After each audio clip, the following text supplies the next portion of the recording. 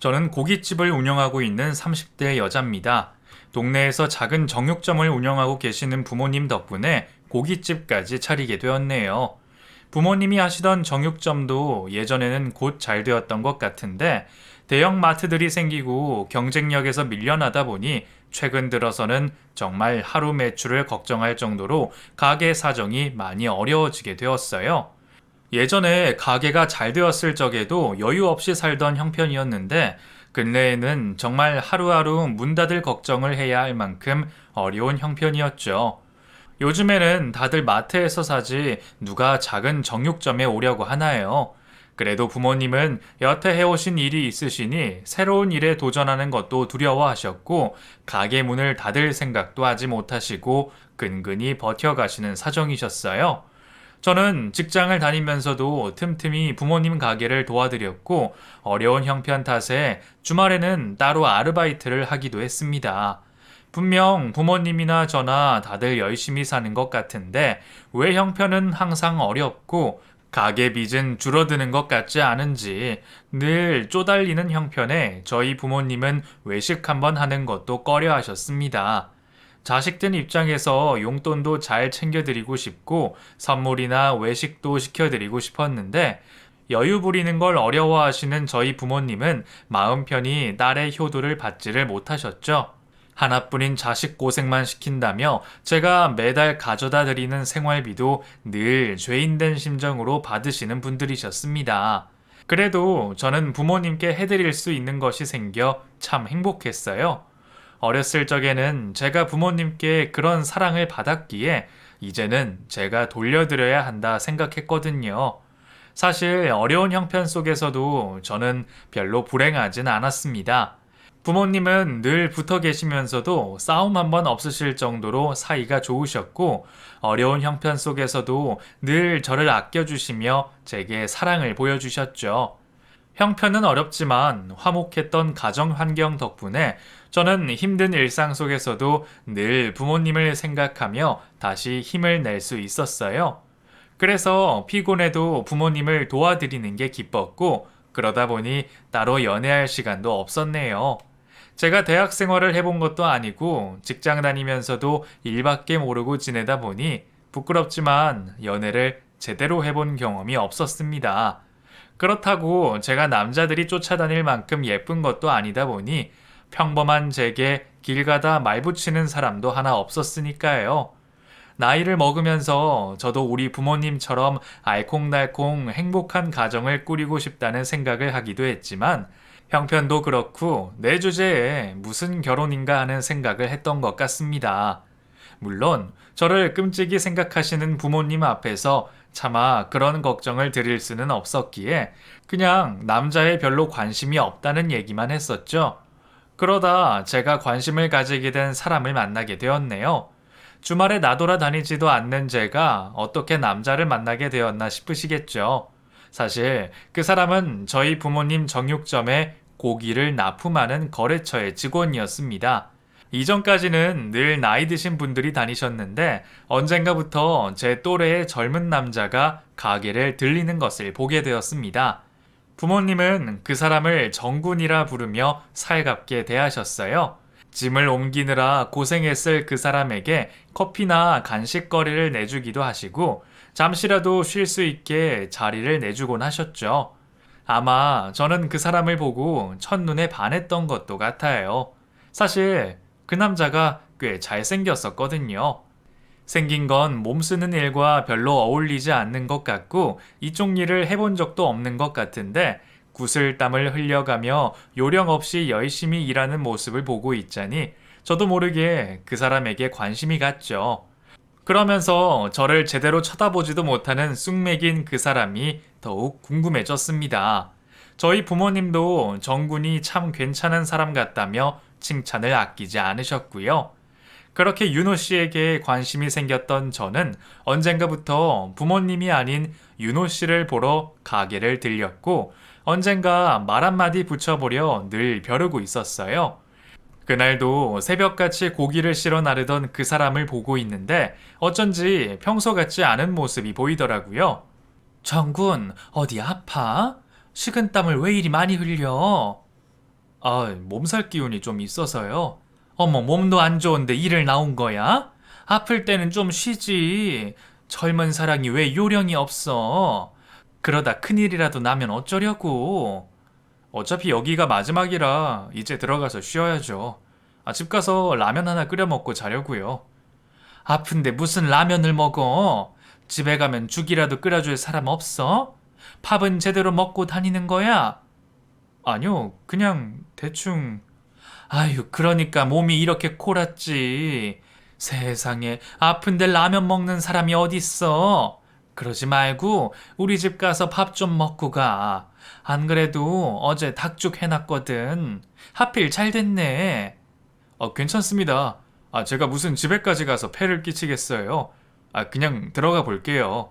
우리가 한두 번 본 사이도 아닌데 이런 걸로 부담스러워 할 거야? 그러면 우리가 저번에 도움받은 것도 살해해야겠네. 응? 정말 괜찮은데. 그래, 그러지 말고 밥이나 먹고 가게. 아픈 사람 그대로 보내면 우리는 뭐 마음이 편하겠나? 혜연아, 우리는 가게 열어야 하니까 네가 가서 정군 밥 좀 챙겨줘라. 부모님도 아파 보이는 그 사람이 걱정이 되셨던 건지 결국 윤호 씨를 집으로 데려가 밥을 먹이라 하셨죠. 아픈데도 라면이나 끓여 먹겠다는 그 사람은 아무래도 혼자 사는 것 같았어요. 아픈데 혼자 그러면 얼마나 서럽겠나요. 인사밖에 나눠보지 않은 사이에 단둘이 있으려니 어색했지만 많이 아파 보이는 그 사람을 두고 다른 생각을 할 겨를이 없었습니다. 정신 차릴 새도 없이 죽을 먹은 그 사람은 제가 건넨 약을 먹고는 갑자기 쓰러지듯 잠에 들었습니다. 대체 얼마나 참고 있었던 건지 이마를 짚으니 열이 펄펄 끓더라고요. 병원을 가야 할 수준 같았는데 이걸 참았다는 게 참 미련해 보이기도 했죠. 그 몸으로 운전을 할 수도 없고 몇 시간이라도 재우고 정신을 차리면 돌려보내려 했는데 윤호 씨는 반나절 가까이 미동이 없었어요. 진짜 무슨 일이라도 생기는 건 아닌가 걱정하는 때에 마침 윤호 씨가 일어나더라고요. 제가 여기서 잠이 든 건가요? 죄송해요. 아직 일어나지 마요. 열이 다 떨어지지 않았어요. 아픈 건 어때요? 덕분에 많이 좋아졌습니다. 그래도 이제 가봐야죠. 집에 가도 챙겨줄 사람 없다면서요. 이왕 이렇게 된 거 더 쉬다가 저녁까지 먹고 가요. 아니요, 괜찮습니다. 사실 집에 어머니도 계시고요. 집에 사람이 없는 줄 알았더니 윤호 씨는 어머니와 살고 있다고 말했습니다. 그러면서도 왠지 씁쓸해 보이는 그 남자의 표정에 저는 저도 모르게 말을 꺼내고 말았어요. 많이 힘들어요? 예? 사는 게 많이 힘드냐고요. 그냥 좀 지쳐 보여서요. 다들 그렇겠죠. 혜연 씨도 직장 다니면서 아르바이트까지 하느라 고생이 많다고 부모님이 걱정하시던데요. 저야 뭐 그래도 아플 때 챙겨줄 사람은 있으니까요. 그건 그렇겠네요. 챙겨줄 사람 없다고 그러고 다니는 사람이 어딨어요. 다 큰 사람이 자기 몸은 자기가 알아서 챙겨야지. 그런 몸으로 운전하다가 사고라도 나면 어머니가 얼마나 걱정하시겠어요. 글쎄요. 어머니가 저를 걱정이나 하실지. 차라리 가끔은 정말 사고라도 나서 걱정이라도 받아보고 싶네요. 아파서 그런지 약 기운에 정신이 없는 건지 윤호 씨는 평소라면 절대 꺼내지 않을 만한 속내를 꺼내 보였고 저는 조금이나마 그 사람의 사정을 알 것도 같았습니다. 그날 이후 저희는 이전과는 많이 달라졌어요. 서로 번호 교환도 했고 오며 가며 만날 때에도 인사보다 더 많은 안부들을 묻게 되었죠. 어느새 장난을 주고받을 정도로 친해진 저희는 분명 서로에게 마음이 있다는 것을 알면서도 누구 하나 마음을 꺼내 보이는 사람이 없었습니다. 아마 서로 각자의 사정과 입장을 고민하고 있었던 것 같아요. 저도 그랬지만 윤호 씨도 한가롭게 연애를 할 만한 형편은 아니었으니까요. 그렇게 한동안 친구처럼 마음을 터놓고 지내는 것에 만족했습니다. 평소 바쁘게 지낸다는 이유로 A는커녕 친구들과 시간 한번 맞추기 어려웠던 저희 두 사람은 서로에게 이보다 더 좋은 친구는 없었어요. 새벽 시간에 편의점에서 커피 한 잔 같이 할 수 있는 상황이 흔하지는 않으니까요. 그렇게 저희는 친구 사이를 핑계로 지냈고 저는 윤호 씨의 말 못할 사연까지 듣게 되었습니다. 윤호 씨는 어렸을 적 부모님의 이혼으로 마음에 상처가 있었습니다. 중학생 나이에 아버지가 집을 떠나신 바람에 그 뒤로 아버지 얼굴은 보지도 못했고 지금은 얼굴도 가물가물한 정도라고 했죠. 아버지와 연락이 닿지 않은 이유도 있었지만 윤호 씨는 아버지에게 전하지 못한 원망이 많았어요. 처음에는 두 분이 이혼을 하신 줄도 몰랐어. 나는 방학이라서 어머니랑 외갓집에 갔었는데 어느 날 집에 갔더니 아버지가 집에 안 계시더라고. 우리가 없는 사이에 짐을 싸서 집을 나가신 거지. 그래서 그날 이후로 아버지를 한 번도 본 적이 없어. 아직까지도 부모님의 정확한 이혼 사유를 알지는 못하지만 어머니는 모든 것이 아버지 때문이라는 말씀을 하셨답니다. 윤호 씨의 어머니는 아들을 보면 전 남편 생각이 나시는지 늘 복잡한 감정을 내보이셨답니다. 속을 썩일 때는 지혜비 닮아서 그런다 하다가도 언젠가는 어머니 인생에는 윤호 씨밖에 없다 말씀하기도 하셨답니다. 중학생이면 아직 너무 어린 나이였을 텐데 그게 아이의 정서에 절대로 좋지 못할 거라는 것은 누구나 알 수 있을 것 같았죠. 어머니는 이혼 후부터 부쩍 윤호 씨에게 의지를 많이 하셨고 그건 꼭 정신적인 것만이 아니었습니다. 아버지가 위자료나 양육비도 주지 않으셨는지 윤호 씨와 어머니는 늘 돈이 궁했고 어려운 형편에 쪼달려 갔다고 했습니다. 어린 시절에는 추억이 평생 가는 것일 텐데도 윤호 씨는 돈 때문에 남들 다 가는 수학여행 한번 가보지 못하고 혼자 일찍 철이 들어야 했습니다. 돈이 급했던 윤호 씨는 고등학생이 되어 공부를 하면서도 아르바이트를 하기 시작했고 조금씩이라도 어머니에게 생활비를 가져다 드리며 뿌듯했다 말했습니다. 그 얘기를 들으니 제 생각이 나서 저는 그 사람의 마음을 잘 알겠더라고요. 하지만 윤호 씨는 저보다도 대단한 사람이었어요. 저야 공부머리는 별로 없었고 일찍부터 대학 갈 생각은 포기했는데 윤호 씨는 학교 다니면서 아르바이트를 하면서도 공부를 곧잘 했더라고요. 형편이 그렇다 보니 학원 한번 다니지 못했지만 인터넷에서 무료 교육 방송을 들으면서도 반에서 5등 밖으로 떨어져 본 적이 없다고 했어요. 인문계 고등학교에서 3년 내내 그런 성적을 유지하는 게 쉬운 일이 아니었을 텐데 사교육 격차 때문인지 1등은 못 해봤지만 늘 상위권 성적을 유지하며 대학에 대한 꿈을 꾸기도 했답니다. 그때는 그냥 공부하는 게 재밌기도 했고 또 내가 꿈이 있었거든. 그러려면 대학을 가야 했는데 사실 내 주제에 과한 기대였지. 장학금을 받을 만큼은 아니고 그렇다고 그냥 지방 국립대 가기에는 엄마랑 떨어져야 하는 게 걱정이었어. 그런 사정 탓에 윤호 씨는 수능을 잘 보고도 대학 진학을 포기해야 했습니다. 그 정도면 빚을 내서라도 학교를 보냈어야 했는데 어머니는 어쩐 일인지 윤호 씨의 대학 진학에는 별로 관심이 없으셨던 모양이에요.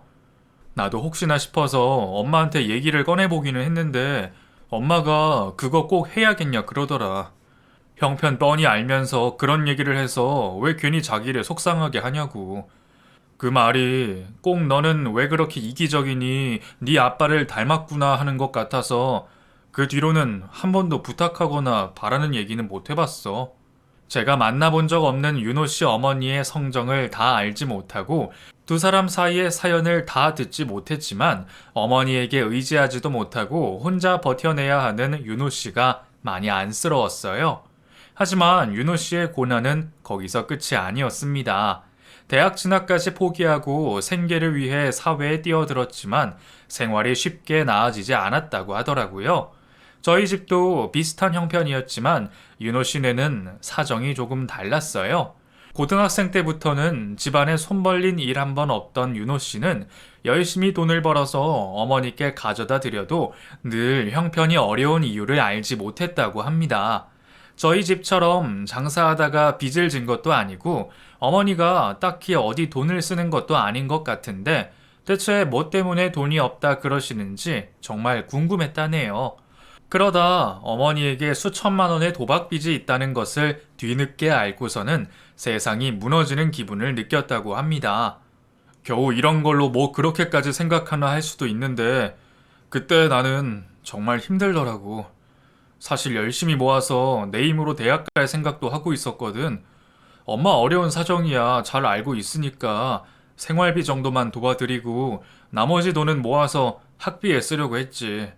그래서 몇 년 동안 겨우겨우 3천만 원을 모아놨는데 엄마가 도박 빚을 갚아야 한다고 말씀하시니까 어쩌겠어. 심지어 은행 빚도 아니고 무슨 사채까지 손을 댔더라고. 그래서 어쩔 수 없이 모은 돈은 다 엄마 주고 나는 그때부터 다시 시작해야겠다 싶었지. 그래도 젊으니까 다행이라 생각했는데 솔직히 엄청 화가 났지. 엄마는 자기가 잘못한 일에도 여전히 아버지 탓을 하고 있고 나는 하고 싶은 거 다 포기하고 사는데 그 형편 뻔히 알면서 내가 갖다 준 생활비로 도박을 했구나 생각하니까 진짜 부모고 뭐고 끔찍하더라고. 근데 엄마랑 연을 끊을 수는 없었어. 아무리 쌓인 게 있고 화가 난다 해도 아버지한테 버림받고 혼자 자식 키우느라 고생한 엄마가 너무 불쌍했거든. 도박에 손대고 무기력하게 살았던 것도 결국 다 나랑 아버지 때문인가 보다 그렇게 생각하게 되더라. 그러니까 결국 내가 엄마 옆에 있어야 하고 엄마한테 더 화를 낼 수도 없었어. 기껏 마음먹은 희망을 다시 포기해야 했을 때 그 좌절이 얼마나 심했을지 저는 감히 상상도 되지 않더라고요. 저도 어렵게 돈을 벌었고 부모님께 다 가져다 드렸지만 그래도 저를 사랑해 주시는 부모님 마음을 알기에 보람이 있었고 그런 좌절은 겪어보지 않았으니까요. 그런데 기댈 곳도 없고 희망도 없이 고생만 해야 했던 윤호 씨가 그동안 대체 무슨 생각으로 힘든 삶을 버텨왔을지 저는 차마 물을 수도 없었습니다. 윤호 씨는 그렇게 모은 돈도 다 날리고 다시 시작을 해야 했고 이런저런 일을 하다가 정육업계에 흘러들어왔던 거였어요. 정육기술 배워두면 큰 돈 벌 수도 있다 그러더라고. 당장 해도 다른 일보다는 돈을 많이 쳐주기도 하고 도축기술이 배우기 어려우니까 배워둬서 나중에 내 가게 차려도 되겠다 싶어서 그래서 밑에서 잡일부터 하면서 기술 배우려고 이 일을 시작하게 됐지. 근데 생각보다 어렵더라고. 머리는 나쁘지 않아서 무슨 일이든 금방 배울 수 있을 줄 알았는데 몸 쓰는 일은 몇 번을 해도 익숙해지지가 않더라. 처음에는 온몸에 파스 바르고 정말 다음날 일어나기 싫을 정도로 힘들었는데 그래도 요즘에는 많이 적응돼서 할만해. 덕분에 혜연이 너도 만나고 나한테는 좋은 기회였지. 그동안 고생한 사정을 실컷 얘기해 놓고는 자기는 괜찮다 웃어 보이는 그 사람이 너무 바보 같고 안타까웠습니다. 끝까지 자기 꿈은 포기한 채 어머니의 안위만 걱정하는 윤호 씨가 세상에서 둘도 없는 효자라는 생각이 들더라고요. 그러면서 왜 어머니는 그런 윤호 씨의 마음을 몰라주시고 아픈 자식을 신경 쓰지 못하시는지 본 적도 없는 분에게 제가 괜한 원망까지 들었습니다. 모르는 나도 이렇게 섭섭한 마음이 드는데 자기는 아니라 하지만 그동안 얼마나 많은 서러움과 섭섭함이 쌓여 있을지 말이에요. 그런 윤호 씨의 사정을 듣게 된 저는 이상하게 윤호 씨에게 더 마음이 갔어요. 사실 나도 내 코가 석자라 더 나은 형편의 사람을 만나야지 비슷한 사람끼리 만나서는 앞날이 캄캄할 텐데도 끌리는 마음 앞에서는 윤호 씨의 사정도 윤호 씨의 어머니 문제도 큰 장애가 되지 않았습니다. 오히려 그래서 내가 더 그 사람에게 힘이 되어야겠다 그런 생각을 하게 되었죠. 결국 더 이상 숨길 수 없는 진심에 저희는 정식으로 교제를 하기로 했습니다. 그날 윤호 씨가 제게 했던 말이 지금도 기억이 나네요. 이런 나라서 미안해. 내 사정이 내 형편이 이래서 혜연이 너한테 솔직한 마음을 말하지도 못했어.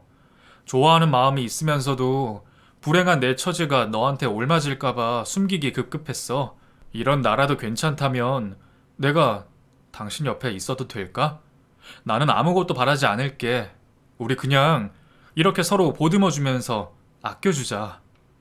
당연한 소리를 하고 있어. 나라고 뭐 윤호 씨한테 대단한 거 바라는 줄 알아? 나는 그냥 마음이면 좋게. 우리 이제 더는 다른 사정 고민하지 말고 우리 좋은 대로 해보자. 우리도 행복해질 권리는 있는 거잖아. 그렇게 저희는 갖가지 핑계와 사정들을 덮어두고 연애를 시작했습니다. 그리고 머지않아 결혼까지 꿈꾸게 되었죠.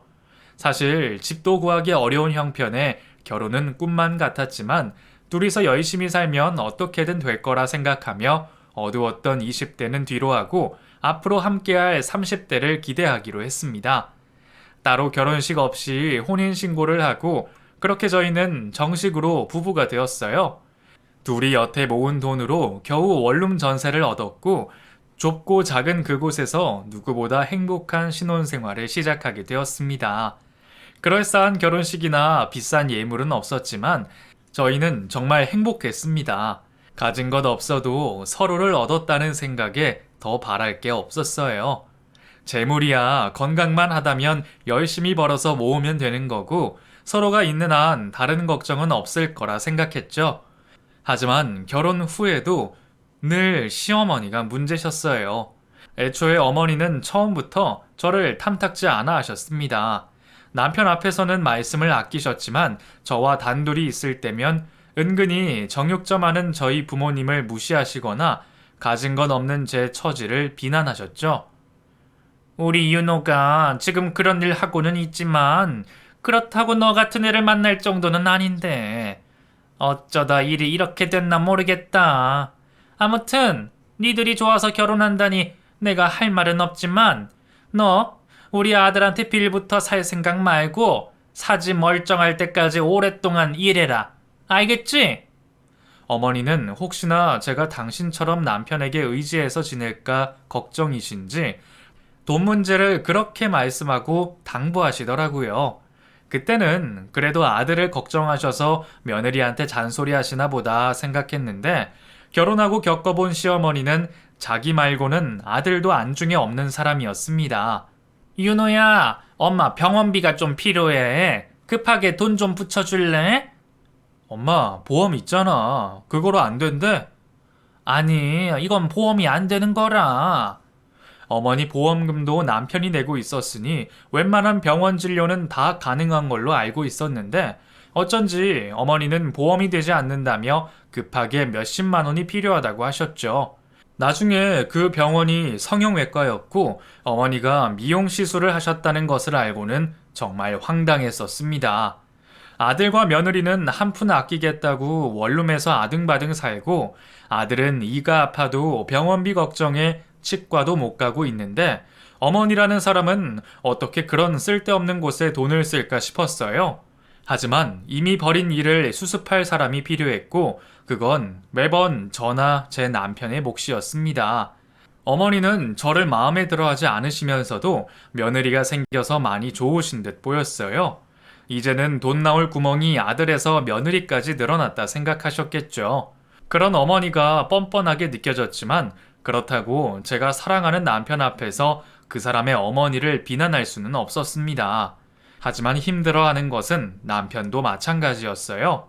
달리 도리가 없어서 참을 뿐이지 그럴 때마다 어머니랑 언성을 높이며 싸우기도 하고 제발 살려달라 애원하기도 했죠. 하지만 어머니와는 대화가 통하지 않았습니다. 내가 왜 지금 이러고 사는데 너 하나 키우겠다고 내가 포기하고 희생한 게 얼마나 많은 줄 알아? 그렇게 고생해서 기껏 키워놨더니 이제 와서 지 엄마를 모른 척 하겠다 이거야? 제 앞에서도 남편에게 그런 말을 서슴없이 하시는 걸 보면 그동안은 남편에게 얼마나 많은 악담을 하셨을까요? 시어머니는 저와 남편에게 애증의 대상이었습니다. 남편은 친어머니라서 저는 남편의 어머니이기에 사랑하고 챙기려는 마음이 있었지만 늘 바라기만 하시는 어머니의 생대에 질릴 수밖에 없었죠. 저는 그런 시어머니를 도저히 이해할 수 없었고 가끔은 남편이 차라리 시어머니와 인연을 끊었으면 좋겠다 싶었습니다. 하지만 남편은 아버지도 버린 자신을 어머니가 거뒀다 생각해서 차마 그러지를 못했죠. 그래서 어머니가 수많은 사고를 치고 섭섭하게 하셔도 남편은 속으로만 삭힐 뿐 어머니를 저버리지 못했습니다. 그런 남편 때문에 저도 며느리 도리는 하며 지냈어요. 일하기에도 바쁜 저를 불러다가 자기 살림을 시키고 시집살이를 시키는데도 군말 않고 시키는 대로 다 해드렸죠. 결혼을 한 이상 시어머니도 제가 챙겨야 할 가족이었으니 그 정도는 충분히 이해할 수 있었습니다. 하지만 제가 도저히 참을 수 없었던 것은 남편에 관한 것이었어요. 남편은 어머니 빚 때문에 적성에 맞지 않는 정육 일을 시작했고, 사실 저는 돈을 덜 벌더라도 좀 더 안전한 일을 했으면 싶었는데, 남편은 어머니에게 들어가는 돈을 생각해서라도 벌이를 더 줄일 수는 없다며 그 일을 참고 다녔죠. 아무래도 위험한 칼을 쓰는 일이다 보니 남편은 여기저기 다치는 일도 종종 있었고, 저는 그런 남편을 보며 늘 걱정이 많을 수밖에 없었습니다. 그러다 결국 사고가 나고 말았어요. 전날에도 어머니와 다투고 제대로 잠을 자지 못해서 그런지 좋지 않은 컨디션으로 출근한 남편이 결국 실수를 하고 말았습니다. 피를 철철 흘리며 병원으로 실려간 남편 소식에 저는 만사를 제쳐두고 병원으로 뛰어갔죠. 어머니, 그이가 다쳤나 봐요. 지금 병원으로 가고 있는데 어머니도 빨리 오세요. 뭐? 윤호가? 아니, 뭐 얼마나 다쳤다니? 그건 저도 모르겠어요. 저도 지금 막 듣고 가는 중이라 아직 자세한 건 몰라요. 그럼 네가 가서 자세히 알아보고 그때 연락을 해라. 무슨 상황인 줄도 모르는데 우르르 다 가서 좋을 게 뭐가 있니? 저는 혹시나 큰일이라도 났을까 손이 덜덜 떨리는데 시어머니는 아주 태평해 보이셨습니다. 평소에도 남편이 다치거나 말거나 자기 안위밖에 모르는 사람이었으니 별로 기대를 하지는 않았지만, 그렇다고 병원에 피를 흘리며 실려갔다는 얘기에도 그렇게 묻어날 줄은 몰랐어요. 결국 저는 무관심한 시어머니를 뒤로 한 채 홀로 병원으로 달려갔고 수술실 앞에서 남편을 기다리게 되었습니다. 다행히 목숨이 위험할 정도의 큰 수술은 아니었지만 그래도 칼에 다치는 사고였기에 봉합 수술을 하고 수혈까지 받아야 했던 남편의 상태는 누가 봐도 좋지 않았습니다. 어머니, 그이는 수술 잘 끝났어요. 다행히 목숨이 위험한 정도는 아니라는데 그래도 수술까지 해야 했어요. 많이 다친 거니? 내가 꼭 가봐야 해? 바쁘시면 오지 마세요. 제가 챙길게요. 아마 회복까지 몇 달이 걸릴 테니까 당분간은 일을 쉬거나 아예 그만두게 해야 할 것 같아요. 저 병원 일 때문에 좀 바빠서요. 나중에 남편 일어나면 그때 연락드리라 할게요. 올 생각도 없어 보이는 시어머니에게 크게 실망한 저는 굳이 올 필요 없다는 말을 남긴 채 그 뒤로 연락을 하지 않았습니다. 그리고 저는 남편이 병원에 있는 동안 혼자 많은 고민을 했습니다. 안 그래도 그동안 남편이 그 일을 하는 게 늘 마음에 걸렸는데 결국 사고까지 난 걸 보니 더는 두고 보지 못할 것 같았어요. 남편에게 그런 일 시키지 않고 무슨 일을 할 수 있을지 고민을 하던 저는 장사를 고민하게 되었습니다. 사실 남편을 만나기 전부터 정육점 하시는 부모님 때문에 고깃집을 차려볼까 생각했었거든요. 하지만 그때는 나이도 너무 어렸고 선뜻 자신이 생기지 않았었는데 남편이 저렇게 되고 보니 내가 뭐라도 나서봐야겠다 싶은 생각이 들었죠. 그래서 저는 그 생각을 실천에 옮기기로 했어요. 남편이 누워있는 동안 혼자 가게를 알아보러 다니고 그렇게 가진 돈을 전부 끌어 고깃집을 차린 저는 그날부터 죽기 살기로 노력했습니다. 가게가 망하면 다 죽는다는 생각에 누워서 편히 잠을 잘 수도 없었어요.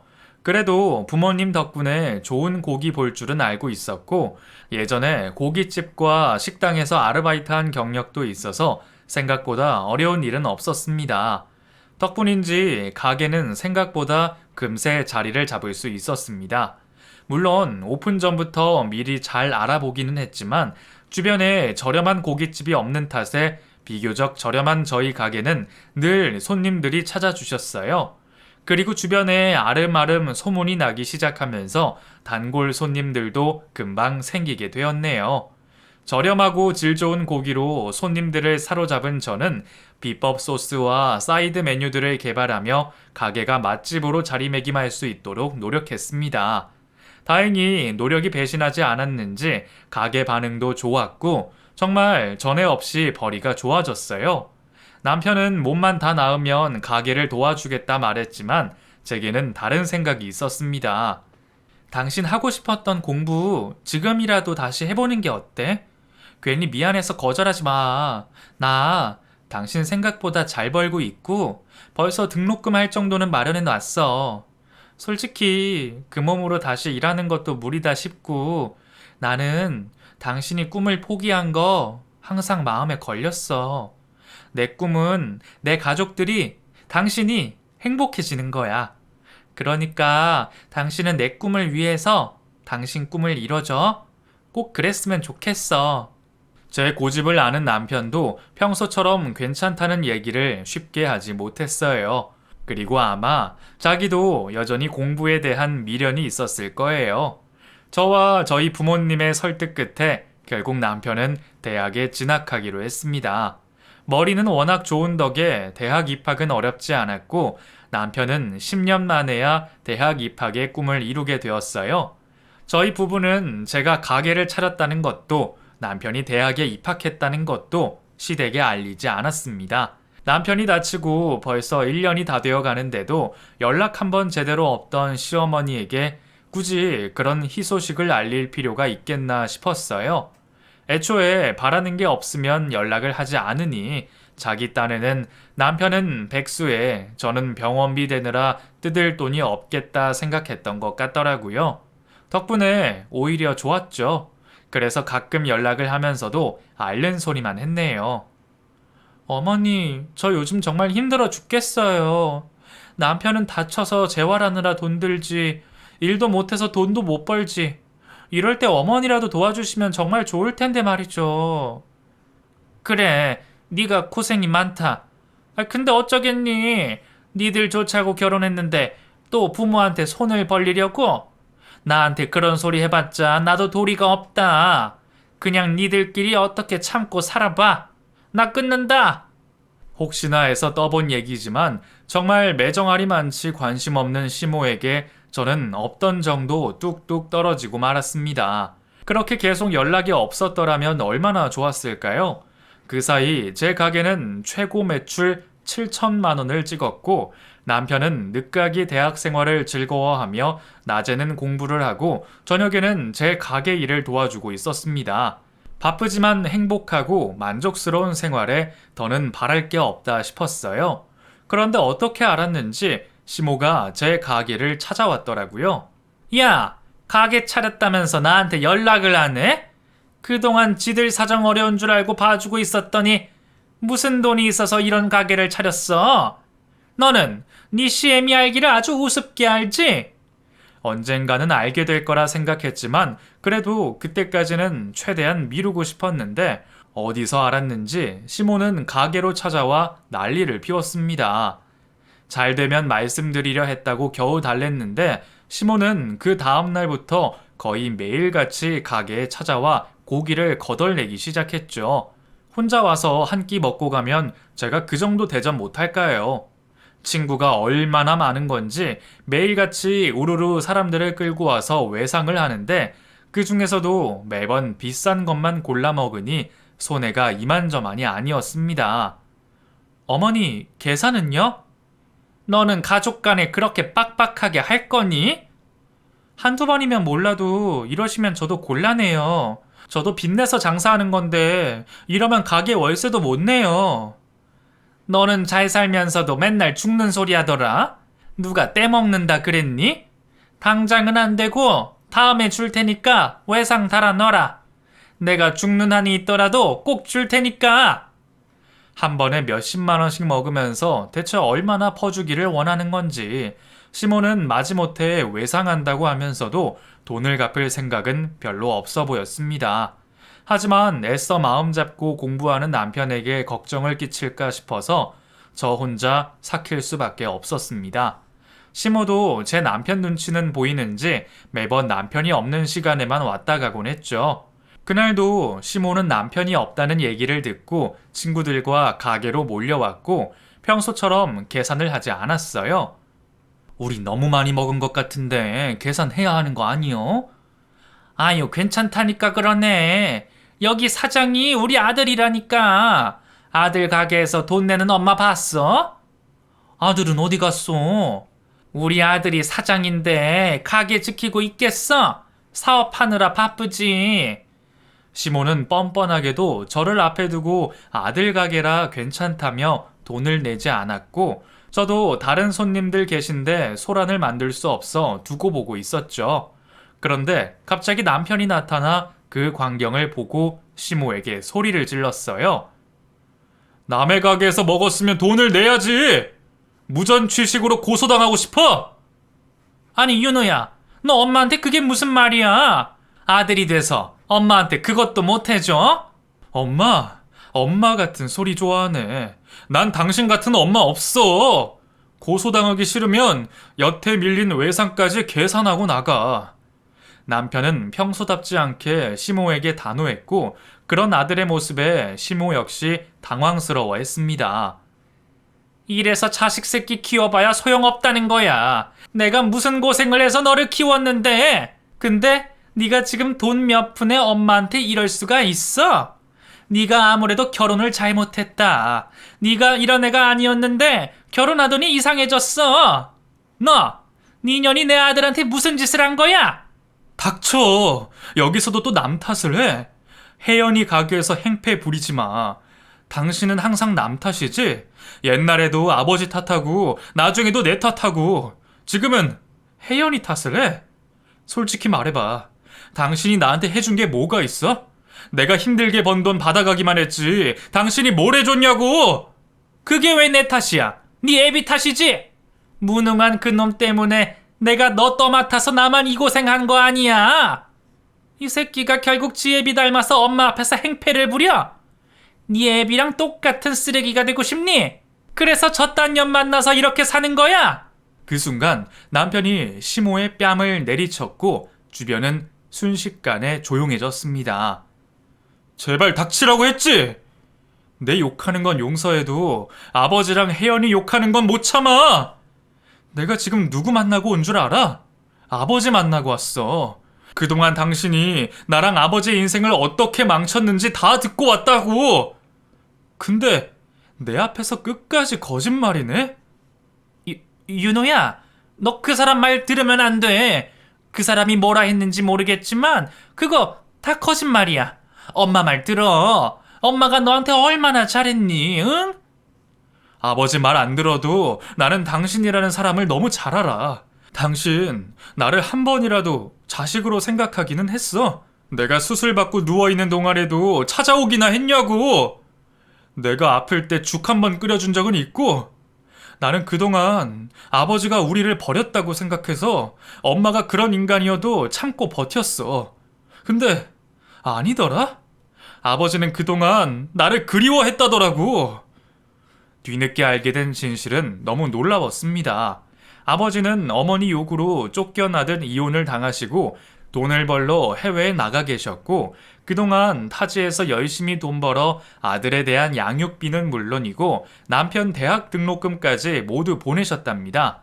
심지어 시모는 그 사이 병원비며 이런저런 명목들로 아들을 들먹여 아버님에게 돈을 뜯어내고, 그러면서도 아들이 보고 싶다는 얘기에 아들이 원하지 않는다며 둘 사이를 이간질하며 부자 상봉을 막아왔었어요.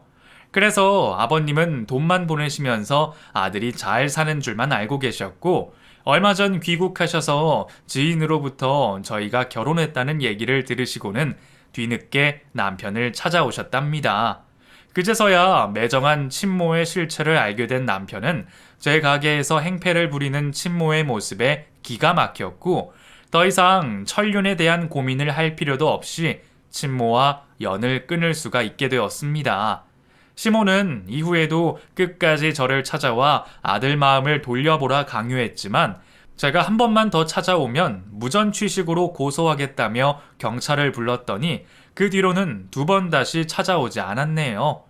그 뒤로 남편은 아예 번호도 바꿔버렸고 시모와 관련된 것들을 모두 정리했습니다. 그제서야 비로소 어렵게 만난 아버지를 마음 편히 모실 수가 있었어요. 지금 남편은 공부를 열심히 하며 꿈을 위해 노력하고 있고, 저희는 아버님을 모시며 함께 잘 지내고 있습니다. 사실 그때 아버님이 건강 문제 때문에 잠시 귀국을 하셨던 건데, 다행히 지금은 치료를 잘 받으시고 건강하게 잘 지내고 계세요. 요즘은 공부로 바쁜 남편 대신 제 가게 일을 도와주시고, 저희 부모님과도 함께 시간을 보내시며 행복하다고 하시네요. 제가 늘 이런 가족을 바랬었는데 이제서야 이루게 되어 저는 너무 행복하네요. 게다가 얼마 전 저희 부부에게 아이 소식까지 찾아와 주어 이제는 정말 더 바랄 게 없다 싶어요. 남편 인생의 불청객이었던 그 사람만 빠진다면 말이죠. 욕심 많은 그 여자가 또 어떤 식으로 찾아올진 모르겠지만 앞으로는 다시는 그 여자에게 당할 일은 없을 거라 확신합니다. 남편에게도 이제는 지켜야 할 다른 가족이 생겼으니 말이에요. 그럼 저희 가족 앞으로도 열심히 살기를 응원해 주시고 들어주신 여러분도 다들 평안하시기를 바라겠습니다.